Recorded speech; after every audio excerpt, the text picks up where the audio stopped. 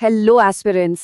आज के इस एक्सप्लेनर में हम इंडियन पॉलिटी के बिल्कुल फाउंडेशनल कॉन्सेप्ट्स को डिकोड करने वाले हैं। अगर कोई अपनी तैयारी बिल्कुल स्क्रैच से शुरू कर रहा है ना, तो उसके लिए ये सेशन एकदम परफेक्ट है। देखिए, पॉलिटी सिर्फ एक सब्जेक्ट नहीं है, ये हमारे देश के नेचर को समझने का एक लेंस है। तो चलिए सीधे इसमें डाइव इन करते हैं और अपनी बेस को एकदम रॉक सॉलिड बनाते हैं। आगे बढ़ने से पहले एक बार जल्दी से आज का रोड मैप देख लेते हैं। हम शुरुआत करेंगे फाउंडेशन स्ट्रैटेजी से, फिर समझेंगे डाइवर्सिटी को, उसके बाद कल्चरल और जियोग्राफिकल ड्राइवर्स, फिर लद्दाख और केरला का case study, unity in diversity, और लास्ट में कुछ एग्जाम स्टाइल क्वेश्चन से टेस्टिंग करेंगे। तो शुरुआत करते हैं अपने पहले सेक्शन से, फाउंडेशन स्ट्रैटेजी फॉर यूपीएससी।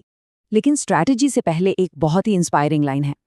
तेरी कामयाबी पर तारीफ, तेरी कोशिशों पर ताना होगा। ध्वंस कर, तू युद्ध कर, जमाने को अपने विरुद्ध कर, मिलेगा वही जो तूने ठाना होगा। देखिए, ये सफर बिल्कुल आसान नहीं है। लोग ताने मारेंगे जब तक हम स्ट्रगल कर रहे हैं, लेकिन सक्सेस मिलते ही वही लोग तारीफ करेंगे।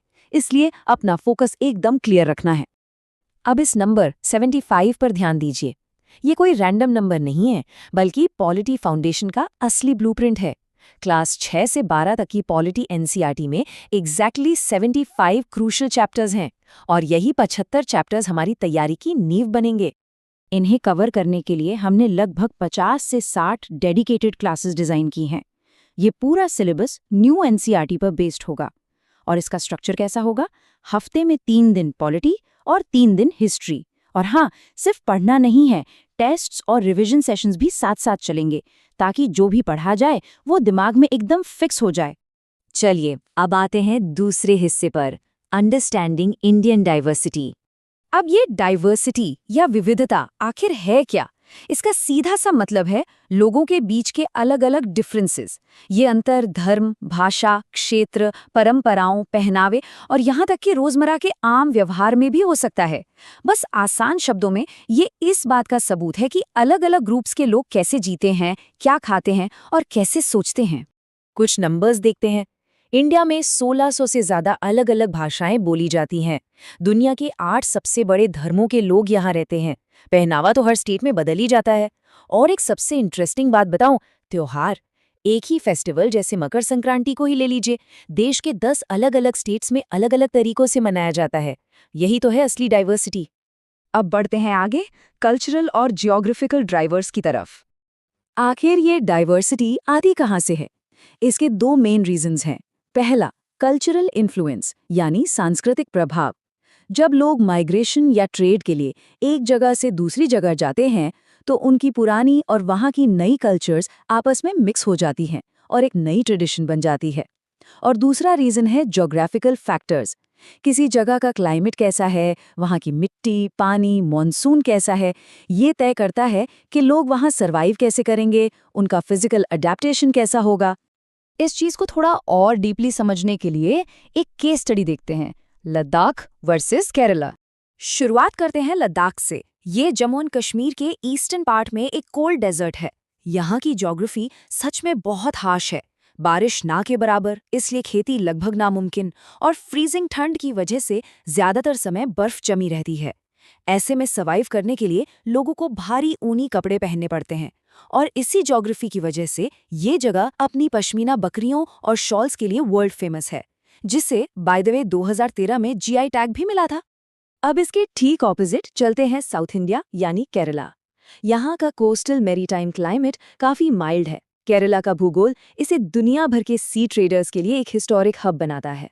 वास्को डी गामा जैसे ट्रेडर्स यहाँ आए, सेंट थॉमस ने यहाँ क्रिश्चियनिटी इंट्रोड्यूस की, और इसी लंबे ट्रेड हिस्ट्री की वजह से यहाँ जुडाइज्म, बुद्धिज्म, हिंदुइज्म, इस्लाम और क्रिश्चियनिटी का एक बहुत ही कमाल का कल्चरल इंटरमिक्सिंग देखने को मिलता है।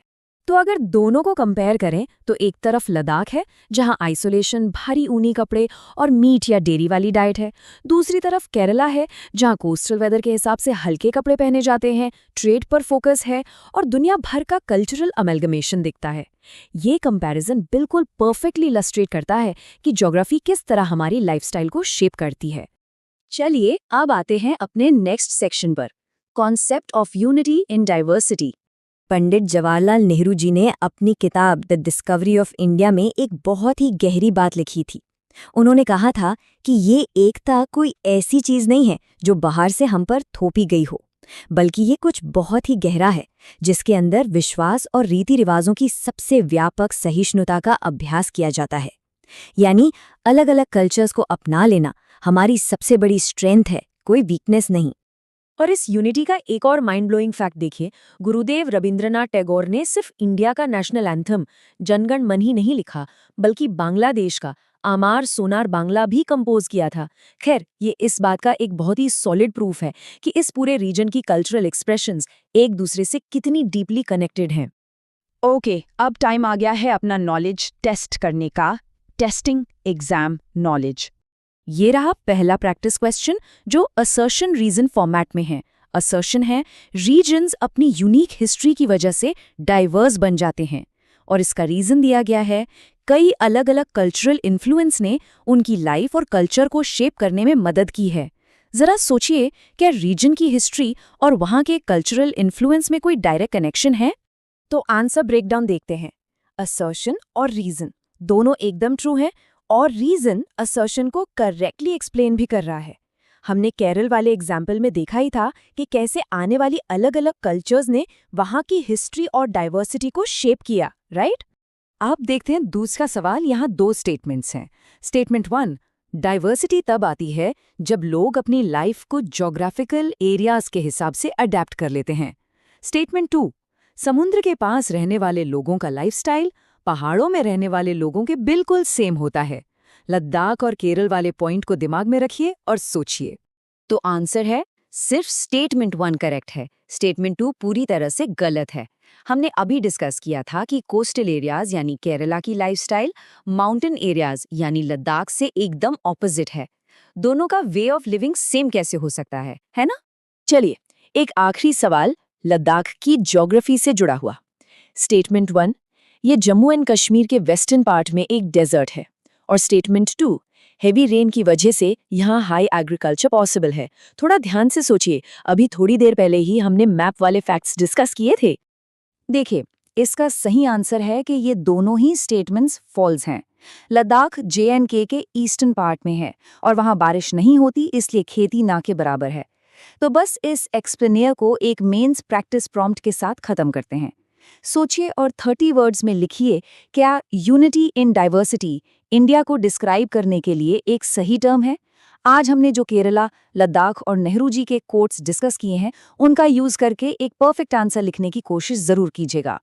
आज के इस एक्सप्लेनियर में बस इतना ही। ऐसे ही सीखते रहिए और अपने एम पर फोकस बनाए रखिए। स्वागत है आपका सिविक रॉनी में। अब तैयारी होगी जीत की।